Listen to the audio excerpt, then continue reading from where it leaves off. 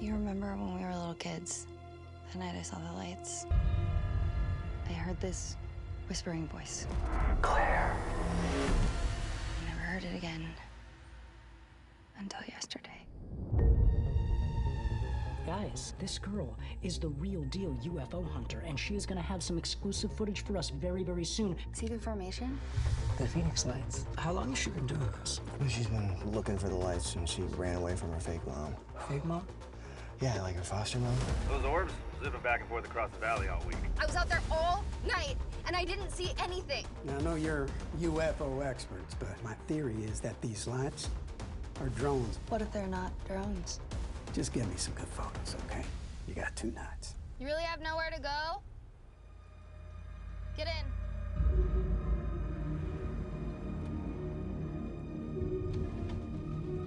There's people in there. Whoa, whoa, whoa, whoa, whoa, whoa, whoa, whoa. Hey, it's okay. How did you end up here? We were lost. We follow this bright light. Did you see 7 lights? This light bring us to this house. You're gonna get yourself killed with this ridiculous obsession! I'm not losing my mind. People saw the lights, Tay, and I did too. There's a reason we're here. There has to be.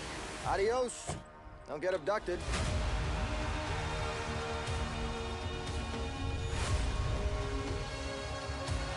I know you're out here!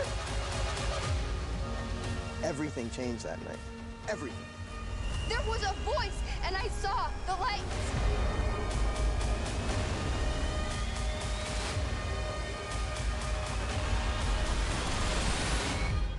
Claire, come back.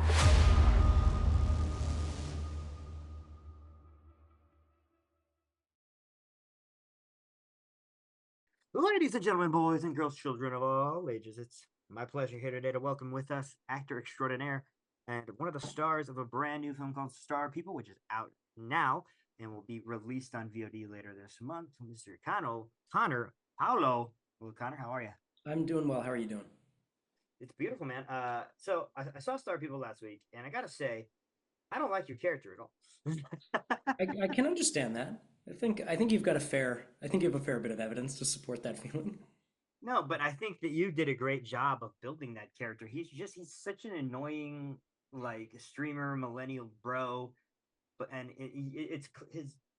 you do such a great job of it. Like, I can't be mad at him as the character. I can Thanks. just be appreciative that you put this thing together. Why Star People? Was this the script you wanted to do?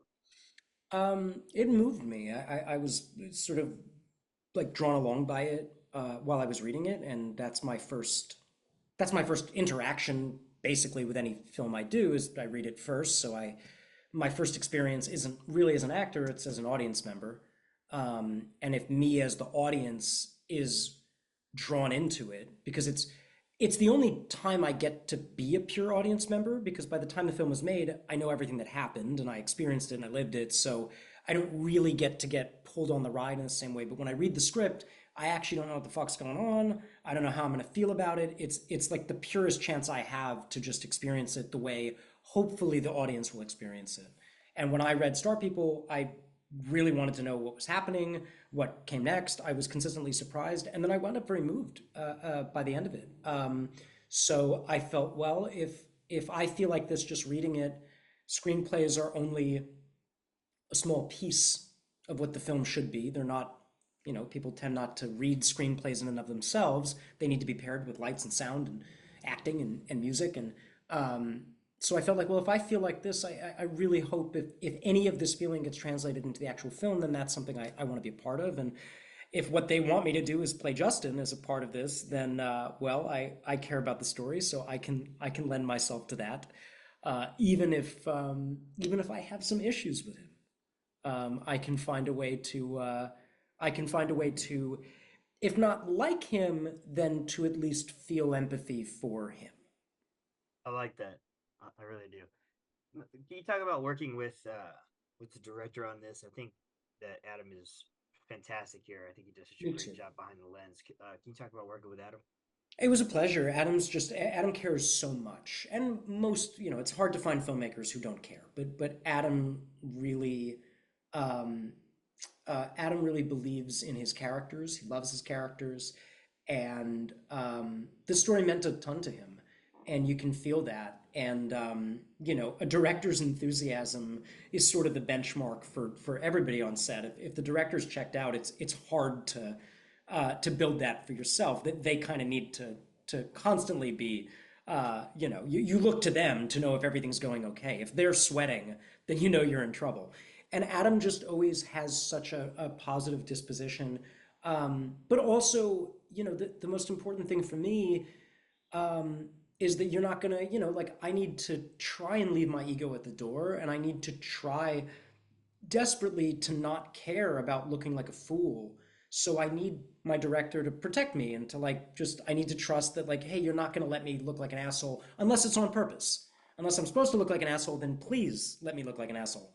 And Adam is so easy to trust. And it was very clear from, the first couple of days that all right, you're not going to let me slide with a bad take.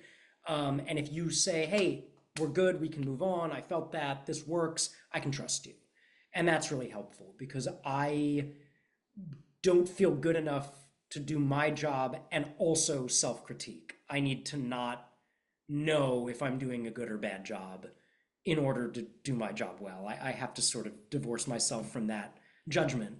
So I need a director there to tell me that sucked. I need something else. I love that. You were also in Seance, which comes out sometime Yeah. next year. I was just talking to Vivian a couple months ago. Oh, awesome. Yeah. Yeah. I haven't seen it yet, but she's assured me that I will get to see it. You will. Lovely. It's Lovely extremely different from Star People. So I hope you enjoy it. No, it's also different from her last movie. So yeah, that'll Yes, be interesting. completely. No, lovely woman. She reached out personally to talk to me about her previous film. So I always appreciate when they do that. So we consider her, awesome. She's a friend of the channel. Yeah, she's a friend of the channel for sure. Now I wanted to ask you two questions I ask every guest, and I'm sure Emma's heard these a million times, but it's the first time you've been on, so you're gonna hear them for the first time. Who are some people you look up to that inspire you, whether that be personally or professionally? Bruce Lee has always been just a massive hero of mine. I think he's potentially the most charismatic actor that's ever existed, and his life philosophy about, yes, martial arts, but being a human and an athlete and an actor is just something I really vibe with. And I mourn the fact that we didn't get to see more of his work because he was very special. So I've always really looked up to him.